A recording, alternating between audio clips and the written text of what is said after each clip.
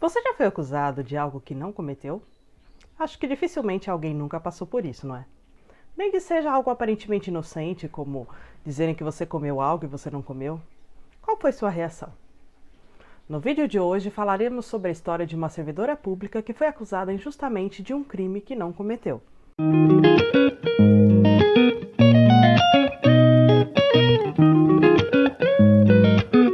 Olá, humano! Como está do lado daí? Eu sou Mel Rocco, seja muito bem-vindo a este canal.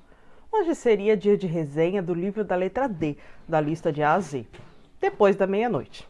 Mas na época que eu fiz a lista, eu ainda não conhecia esse livro da Patricia Cornwell, porque com certeza ele estaria na posição D.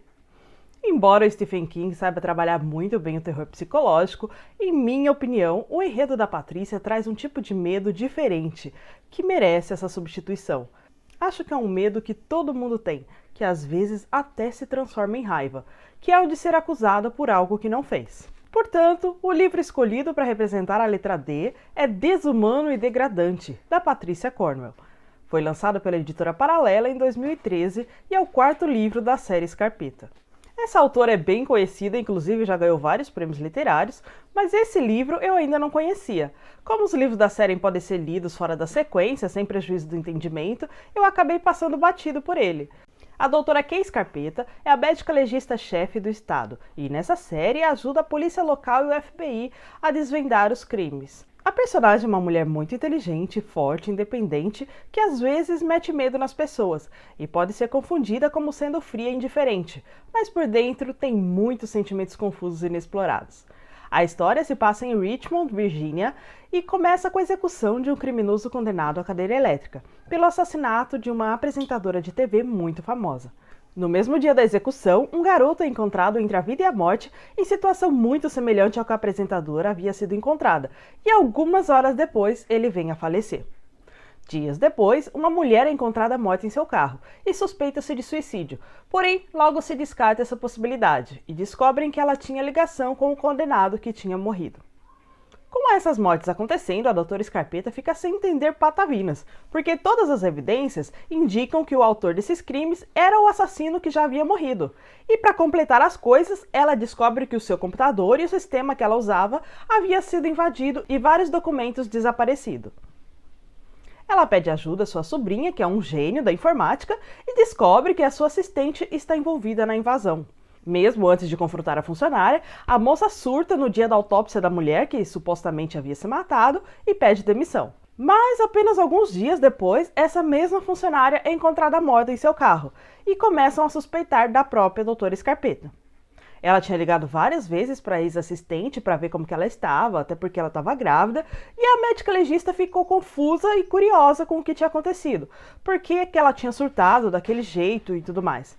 Mas a moça nunca atendia. E depois da sua morte, o marido da assistente, que já não gostava da doutora Scarpetta, espalhou para a imprensa inteira que ela estava assediando a ex-funcionária e inclusive estava oferecendo favores. Mas por que estariam tentando incriminar a médica legista, que não tinha nada a ver com o criminoso que for executado, nem com ninguém que foi morrendo depois, exceto a sua assistente, que acabou envolvida na história por intermédio de outra pessoa? Bom, eu poderia dar um pequeno spoiler aqui, mas perderia totalmente a graça do livro, que é descobrir quem fez o quê e a motivação. Então a doutora Scarpetta, com a ajuda de alguns amigos de confiança, vai ter que correr contra o tempo para tentar limpar sua reputação, porque os tubarões políticos estão doidos para ter a sua cabeça. Nesse caso, a sua vida e a sua carreira destruídas. O livro é escrito em primeira pessoa, com a doutora Scarpetta como narradora observadora. Uma coisa que me incomoda muito nos livros, e nesse não foi diferente, é o fato de os diálogos serem escritos entre aspas. Para mim fica muito confuso, e parece que a história não flui. Eu olho a página e à primeira vista são quilômetros de narração e mais narração. E quando se tem diálogos, com travessão e tudo mais, com certeza ajuda a dar uma quebrada na monotonia.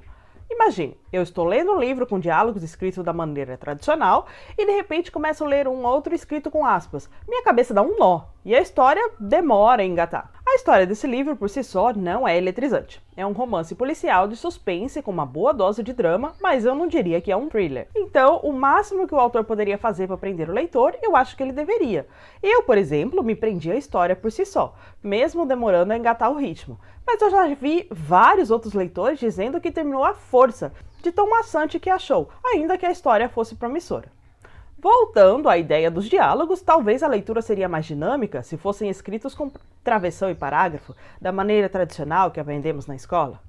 Bom, eu aprendi assim há mais de 20 anos, mas eu não sei como está sendo o ensino hoje em dia. Pelo que eu vejo por aí, é capaz de nem saberem o que é um travessão. Como eu disse no começo do vídeo, o fato do livro fazer parte de uma série não impede que você leia isoladamente. Dá para compreender tranquilamente, porque no desenrolar da história, a autora vai relembrando alguns pontos importantes do que aconteceu. Então, mesmo que você não lê os anteriores, vai entender o contexto tranquilamente. Se você for como eu, que lê livros antigos e se empolga como se fosse lançamento, bom, é lançamento para mim, porque eu nunca li. E gosta de histórias policiais e de suspense, claro, essa obra vai te cair muito bem. Eu espero muito que você tenha gostado da recomendação de hoje. Se você já leu esse livro, me conta o que achou e compartilhe esse vídeo para espalhar a palavra de Patrícia Cornwell com o mundo. Vejo você no próximo vídeo. E não se esquece, se for sair, leva um livro!